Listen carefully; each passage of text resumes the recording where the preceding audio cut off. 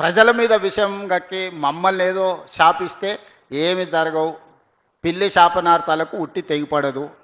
మీ శాపనార్థాలు ఎన్ని పెట్టినా నాకు సంతోషం. వాళ్ళు చాలా బాధతోని మమ్మల్ని అంటున్నప్పుడు నాకు ఒక సాడిస్టిక్ ప్లెజర్ అంటారు కదా, అబ్బా బాగుంది కదా అనిపిస్తుంది. ఎందుకంటే వాళ్ళ బాధ చూసినప్పుడు. అంత బాధపడు మీకు అక్కర్లేదు. ఈ ప్రాజెక్టుల్ని పూర్తి చేస్తాం. గోదావరిలో తెలంగాణకు రావాల్సిన నీటి హక్కులను అన్నిటినీ కాపాడతాము. ఎవ్వరికి ఎలాంటి చింత అక్కర్లేదు. నికర జలాలు, మిగులు జలాలు, వరద జలాలలో అన్నిట్లలో తెలంగాణ హక్కులను, అది గోదావరి కావచ్చు, కృష్ణానది కావచ్చు, హక్కులను కాపాడడమే కాకుండా ఇప్పటి వరకు అపరిష్కృతంగా ఉన్న సమస్యలను పరిష్కరించి ప్రాజెక్టులను అన్నిటిని కూడా నిర్మాణం పూర్తి చేస్తాం. మా శాయశక్తుల ప్రయత్నం చేస్తాం. ఎవరికి ఎలాంటి అనుమానము అవసరం లేదు, ఎవరికి ఎలాంటి చింత అవసరం లేదు. విషయాలు ఉంటే రేపు బడ్జెట్ సమావేశంలో ఖచ్చితంగా ప్రతిపక్షాలకు అవకాశం ఇచ్చి అక్కడ చర్చ చేస్తాం.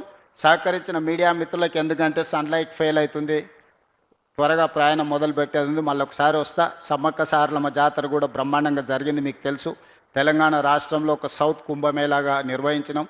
చిన్న చిన్న అక్కడక్కడ ఏమైనా నిర్వహణలో ఉన్నా మీరందరూ సహకరించి ఒక గొప్ప మేళాను మీరందరూ చేసిండ్రు. ఇంకా దాన్ని అభివృద్ధి చేస్తాం. శాశ్వతంగా అక్కడ వసతులను కూడా ఏర్పాటు చేస్తాం. నిరంతరం అక్కడికి భక్తులు వచ్చి దర్శించుకునే విధంగా అన్ని ఏర్పాట్లను చేస్తాం. మళ్ళొకసారి నాకు సమ్మక్క సారలమ్మ వచ్చేది ఉన్నది. ఆ రోజు వివరంగా మీ అందరు పాత్రికేయ మిత్రులతో కూర్చొని భోజనం చేసి అన్ని వివరాలు మీతో మాట్లాడి వెళ్తా. తొందరలోనే ఇన్ఛార్జ్ మంత్రి గారికి, శ్రీనివాసరెడ్డి గారికి సూచన చేస్తున్నా, బడ్జెట్ సమావేశాలు అయిపోతేనే ఒక్కసారి అక్కడ ఏర్పాటు చేయండి. మొన్నటిసారి క్యాబినెట్ పెట్టుకున్నాం, ఈసారి మీడియా మిత్రులతో ఒక సమావేశం ఏర్పాటు చేసుకొని ఏమేమి వాళ్ళ సూచనలు కూడా ఉన్నాయో తీసుకొని ముందుకు వెళ్దామని తెలియజేస్తూ మీ అందరి దగ్గర సెలవు తీసుకుంటున్నాను.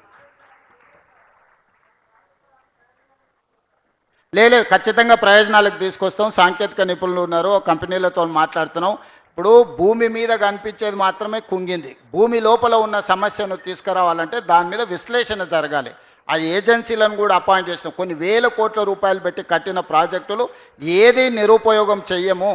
దాన్ని ఉపయోగించే క్రమంలో భవిష్యత్తులో ప్రమాదాలు రాకుండా, భవిష్యత్తులో ఇంకా ఎక్కువ నష్టం జరగకుండానే మా ప్రయత్నము. అది ఎవరి సొంత ఆస్తి కాదు, ప్రజల సొమ్ము.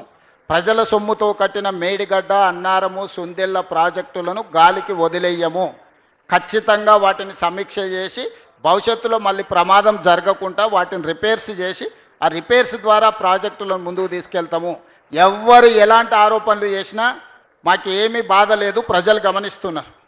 మా చిత్తశుద్ధిని వాళ్ళు ఎంత అనుమానించినా ప్రజలకు విశ్వాసం ఉన్నది కాబట్టి ప్రజలు టైం అండ్ అగైన్ తీర్పు ఇచ్చిండ్రు. ఖచ్చితంగా ప్రాజెక్టులు అన్నిటిని కూడా ప్రజలకు ఉపయోగించుకొని తీరుతామని మీకు అందరికీ తెలియజేస్తున్నాను. Thank you.